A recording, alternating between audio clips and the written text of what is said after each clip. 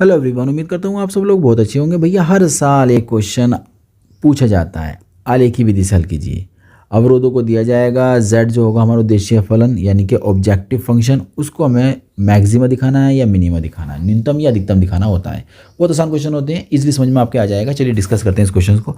सबसे पहले हम लोग को ग्राफ बनाना होता है इन लोगों का ना, तो हम लोग क्या करते हैं पता है, हम लोग ने जो हमें आसमीकाएँ दी जाती हैं, अवरोध दिए जाते हैं, उनको हम लोग सबसे पहले ना समीकरणों में लिख लेते हैं। तो इसका मतलब सबसे पहले हम क्या करेंगे, अवरोधों को किस में लिखेंगे, समीकरणों में। अवरोधों को समीकरणों में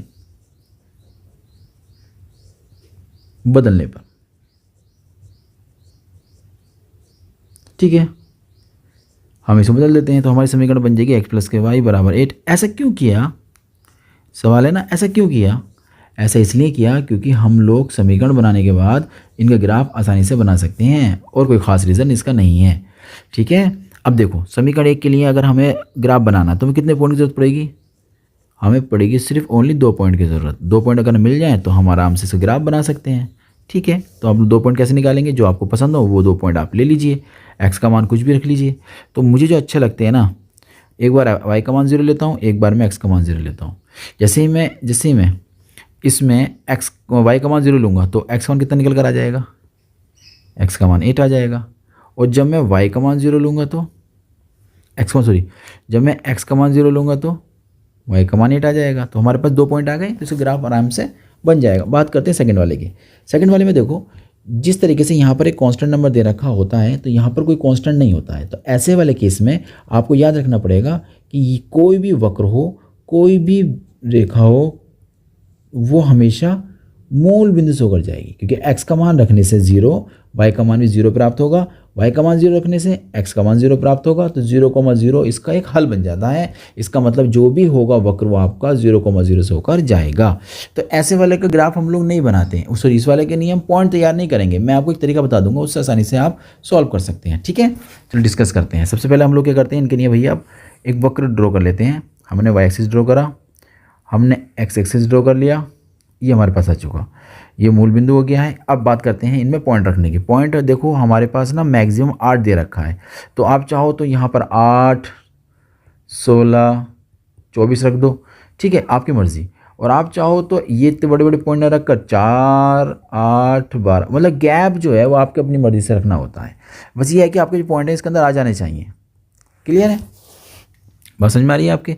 तो मैंने ना 4 गैप ले लिया, 4 गैप अच्छा लग रहा है। 4 हो गया, 8 हो जाएगा, 12, 20, 24, बहुत है ना। ऐसी 4 गैप ले लेते हैं। ऊपर भी आप अपनी मर्ज़ी से गैप ले सकते हैं, एक्स का गैप अलग, वाई का गैप अलग, ऐसा कर सकते हैं आप। 4, 8, 12 बहुत है, ठीक है, इतना हमारा हो चुका है। अब बात करते हैं हम ना पहले वाली रेखा को कैसे डिनोट करेंगे इसके अंदर। तो ठीक है, आओ डिनोट करते हैं। तो हमने देखा कि एक्स का मान कितना है 0, वाई का मान कितना है, एक्स का मान है 8। पहले ए पॉइंट की बात कर लेते हैं। एक्स का मान कितना है 8 है और वाई का मान कितना है हमारे पास 0 है। तो हम इस पॉइंट को यहाँ लिख लेते हैं। तो वो पॉइंट हमारा ए बन गया। क्लियर है, इस पॉइंट का नाम मैंने ए रख दिया है, कोई दिक्कत नहीं। दूसरा पॉइंट क्या है मेरा बी में एक्स का मान 0, वाई का मान कितना होना चाहिए 8 होना चाहिए। तो ठीक है, 0 और 8 कहाँ मिलेगा आपको, मुझे लगता है 0, 8 यहाँ मिलेगा, ये आपका हो जाएगा बी पॉइंट।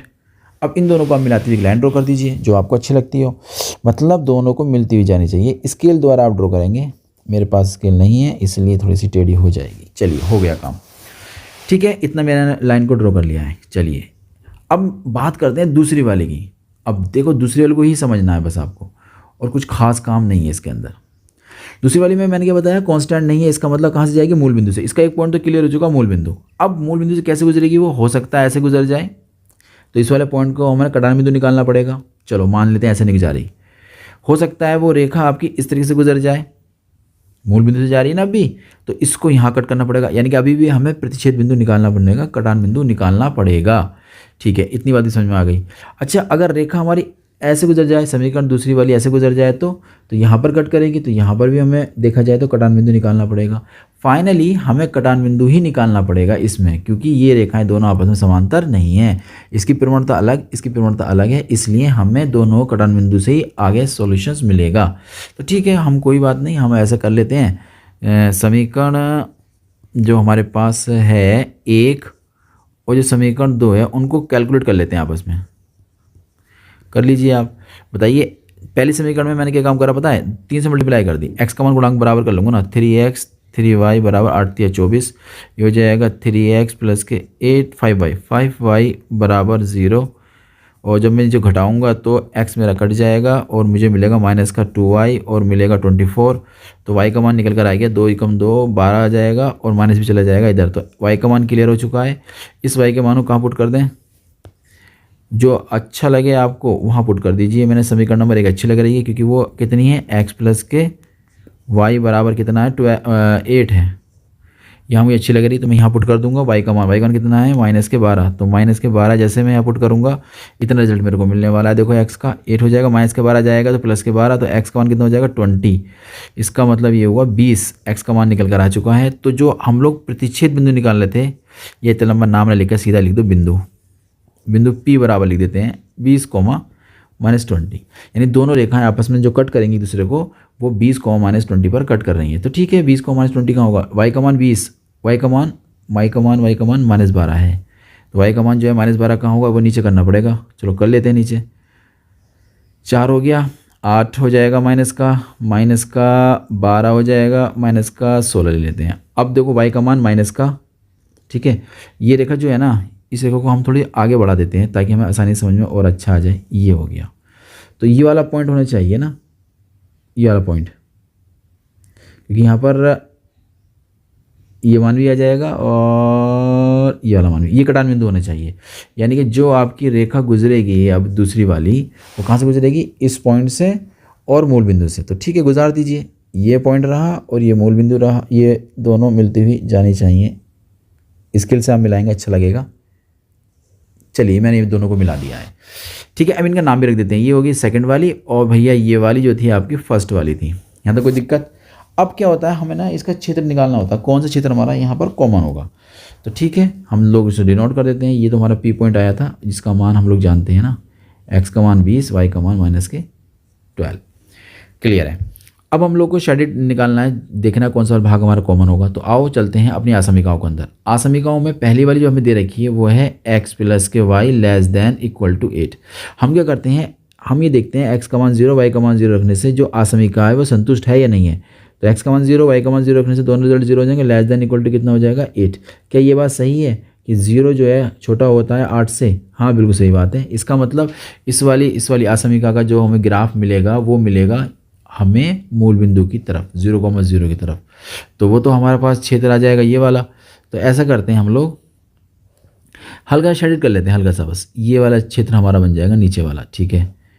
अच्छा नीचे वाला रिजल्ट हमें दिखाना नहीं होता, ये रिजल्ट दिखाना नहीं होता है। क्यों नहीं दिखाना होता है? देखो क्वेश्चन में क्या रखा है कि x का मान भी पॉजिटिव y का मान भी पॉजिटिव वाला क्षेत्र ही आपको लेना है, जहाँ पर x का मान भी पॉजिटिव होना चाहिए y का मान भी पॉजिटिव होना चाहिए। लेकिन जैसे हम नीचे जाएंगे तो y का मान तो निगेटिव मिल जाएगा ना, इसलिए हम नीचे की बात नहीं कर सकते, हम ऊपर की बात ही करेंगे। तो ये रिजल्ट हमारा क्या हो जाएगा, फेल हो जाएगा। इस रिजल्ट की हम बात नहीं कर सकते। बात समझ में आ रही है आपके? ये रिजल्ट हमारा काम का नहीं है। तो ये वाला क्षेत्र हमारा बन चुका है, ओके। अच्छा अब बात करते हैं सेकंड वाले की। सेकंड वाला क्या कहता है? सेकंड वाला कहता है ये रिजल्ट, यानी कि 0,0 जो होना चाहिए 3x plus 5y is greater than equal to 0, यानी कि x का मान 0 y का मान 0 रखेंगे तो 0 इज़ इक्वल टू दिस। यानी कि ये रिजल्ट भी देखा जाए 0 बड़ा होता है 0 से, एक बार के लिए ये भी ठीक है, मूल बिंदु को ही सेटिस्फाई करेगा। इसका मतलब ये हुआ, इसके लिए भी हम लोग मूल बिंदु वाला पार्ट्स ले लेंगे। तो मूल बिंदु वाला पार्ट तो ये हो गया, लेकिन अब नीचे का लेंगे ऊपर का लेंगे। नीचे का अगर हम लोग लेते हैं तो निगेटिव जा रहा है, निगेटिव तो हम ले नहीं सकते। अभी बात करी हम लोगों ने ना, साफ साफ दिखाई दे रहा है ना, x का मान y का मान पॉजिटिव होना चाहिए। तो x y का मान पॉजिटिव कहाँ होंगे? इस रेखा के ऊपर ही तो होंगे।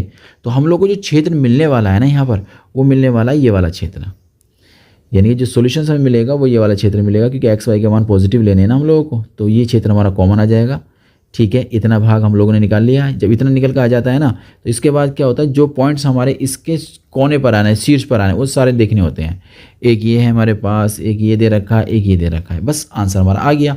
बस हम कुछ नहीं करेंगे अब हम लोग, अब हम लिखेंगे सिर्फ एक टेबल बनाएंगे। टेबल बनाने के बाद इसका आंसर इसको बता देंगे।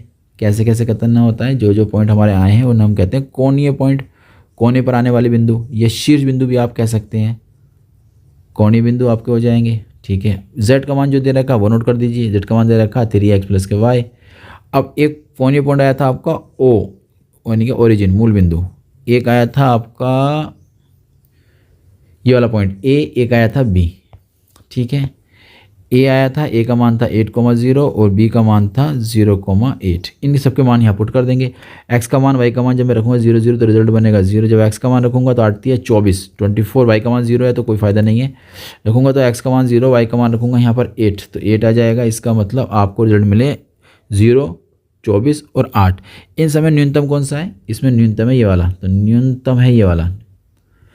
बस इतना लिखना पड़ेगा। अब आपको लिखना है किस बिंदु पर आपको न्यूनतम मान मिला है वो दिखा दीजिए। अतः